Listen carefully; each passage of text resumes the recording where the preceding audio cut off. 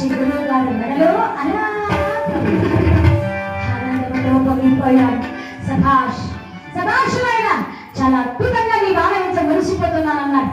దొరా ఈ కోయి వాళ్ళందరూ కూడా రావాలి, ఒక్కసారి చూడండి దొరా అని కోయి వాళ్ళందరూ పిలిచాడు. వచ్చేసారు కోయి వాళ్ళు.